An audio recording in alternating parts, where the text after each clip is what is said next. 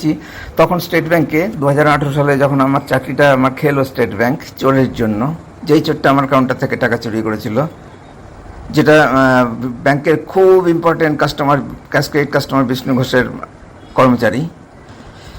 তখন মালদা ব্রাঞ্চে 35 থেকে 40 জন স্টাফ ছিল, সবার কথা বলছি, সব A to Z সবাই ইনভলভ ছিল। কেউ এত বড় একটা বিষয়ে, একটা চাকরি খেয়ে নেওয়া একটা চোরের জন্য, মানে এটা খুন করার চেয়েও বেশি অপরাধ।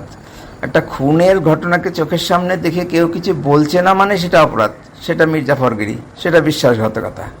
এটা একটা দায়িত্ব, সামাজিক দায়িত্ব। এটা ছোটোখাটো ব্যাপার না যে গোষ্ঠী বা দ্বন্দ্ব, র্যাঙ্ক, ক্যাটাগরি, এসব জাতি ধর্ম এগুলোর উপর নির্ভর করছে, তা না।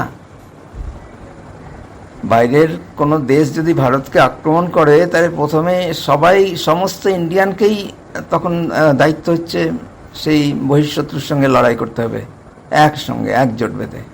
সেখানে কোনো ধর্ম, জাতি, ক্যাটাগরি আর বা অন্য কিছুর ভিত্তিতে কোনো পার্থক্য করলে চলবে না। এরকম একটা চোর বাঁচাতে একজন স্টাফের, এত বড় প্রতিষ্ঠান, 2.5 লক্ষাধিক কর্মচারী, 2018 সালের কথা বলছি, 2.5 লক্ষাধিক কর্মচারী, সেখানে একজনকে সবাই মিলে, আমি তো সবাইকে দেখতে পাচ্ছি না, 2.5 লক্ষ তো পাচ্ছি না, আমি যাদের দেখতে পাচ্ছি তার মধ্যে সবাই মিলে চক্রান্ত করে, ঘটনা জানা সত্ত্বেও, সিসিটিভি ফুটেজ দেখা সত্ত্বেও, চুরির ঘটনা জানা সত্ত্বেও, টাকা দিয়ে দিবে এসব আলোচনা শোনা সত্ত্বেও সবাই চক্রান্তে সামিল হলো এবং প্রচার করলো যে চুরি হয়নি, এটা সাজানো ঘটনা।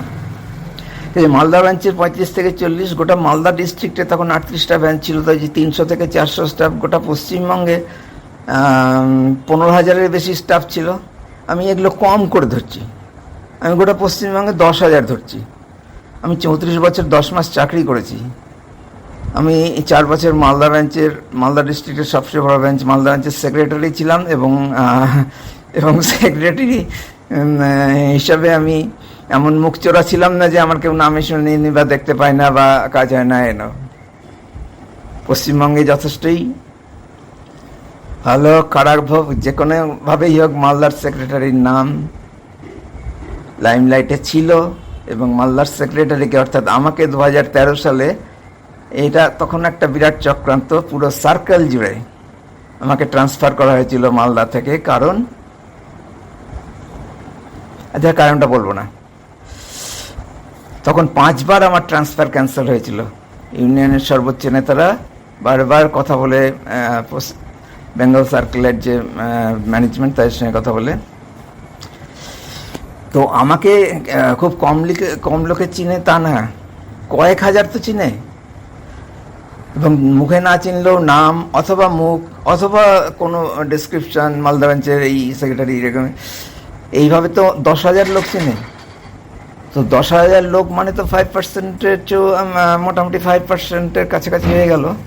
তো 5% মানুষের মধ্যে যখন সমীক্ষা বা যেটা জানা গেল যে তাদের মধ্যে একজনও আমাকে সাপোর্ট করে না বা একজনও স্টেট ব্যাংকের অন্যায় এবং অপরাধের বিরোধিতা করে না, এবং সবাই ওই চক্রান্তে জড়িত, একজন স্টাফের বিরুদ্ধে চোরকে বাঁচানোর জন্য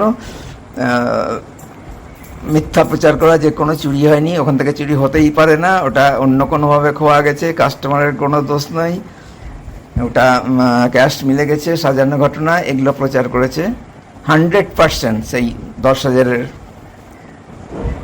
আরও কম করে যদি ধরি, 5,000-এ ধরি, 5,000-এর মধ্যে 100% আমার বিরুদ্ধে, মানে একজনও আমার সঙ্গে দাঁড়ায়নি। তো 100% হল না স্টেট ব্যাংকের। এবং আজ পর্যন্ত এই যে 2018 সাল থেকে 19, 20, 21, 22, 23, 24, 6 বছর কমপ্লিট হয়ে গেছে, 7ম বছর চলছে, আজ পর্যন্ত সারা ভারত থেকে তো একজনও কোনো স্টাফ, কোনো শ্রেণীর কোনো স্টাফ প্রতিবাদ করেছে বা এই বিষয়ে ক্ষোভ প্রকাশ করেছে বা অসন্তুষ্ট হয়েছে ব্যাংকের উপর বা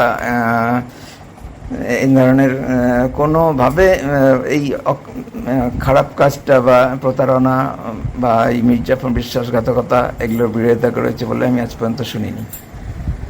সেই জন্য 100% স্টেট ব্যাংকের 100% কর্মচারী মির্জাফর।